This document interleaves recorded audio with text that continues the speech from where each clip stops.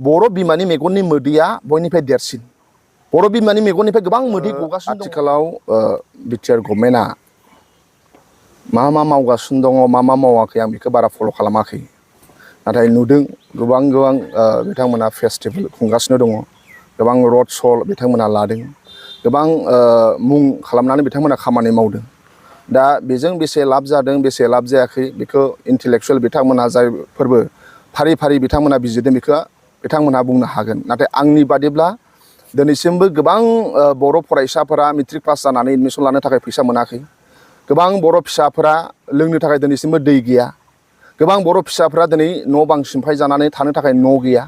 फरायनो थाखाय फरायसालि मोजां मोनाखै एम ए पास फरायनो थाखाय हायाखै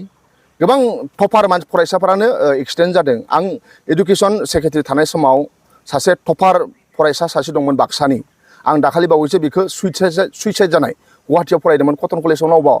बे बिथाङा सासे सुइसाइड जादों आं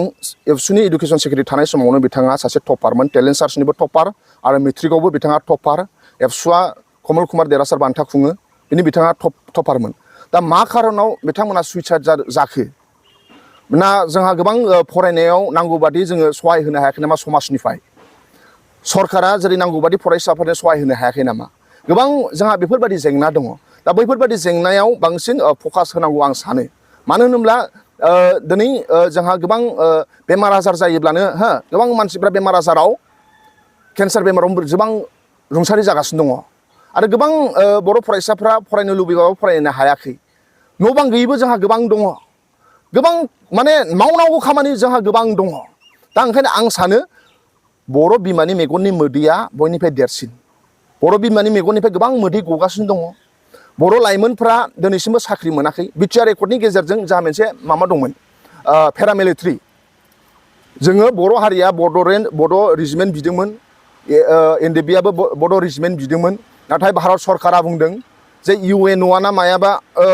माबा मोनसे बुंदों होननानै जे गोदान रेजिमेन्ट खुंनो हाया थाखानाय रेजिमेन्टआवनो बर' लाइमोनफोरखौ साख्रि सोगोन होननानै दा गोबां बिए पास एम ए पास जानानै सानफा थोलो साख्रि नागिरनाय फर्म फिलआप खालामनाय गोबां लाइमोनफोर दं फ्रास्ट्रेसन जाबाय बिथांमोना मालाबा गाज्रि लामाथिं थांनो नागिरो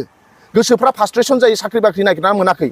दा बैफोरबायदि इसुआ बयनिफ्राय देरसिन इसु आं सानो बिथांमोनखौ राहा होनायानो लाइमोनफोरखौ लामा दिन्थिनायानो बयनिफ्राय देरसिन इसु आं साननानै थायो राव हारिमु थुनलाइनि थाखायथ' खामानि मावनो नांगोन बिनिसा ब्रह्म गेदेमा बिथांमोनाबो खामानि मावलांदों साहित्य सभाया खामानि मावगासिनो दं एबसुआबो हारिनि थाखाय खामानि मावगासिनो दं नाथाय सरकारा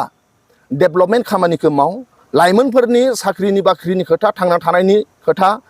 गोबां ओनसोलाव थाबायनो थाखाय लामा गैया गोबां ओनसोलाव दिनैसिमबो बिमा माहारि बा बाजै माहारि बिथांमोना आइजो माहारिफ्रा डिलिभारिनि जिथु केस जायोबा 108 हाबनो थाखाय लामायानो गोबां जोंहा कालबार बायख्लानाय गोबां दैमा दैसा दङ बेफोरबायदियाव कालबार गैया दा बेफोरबायदि डेभेलपमेन्टआ आंनि थाखाय बयनिफ्राय गिदिर इसु थांनानै थानो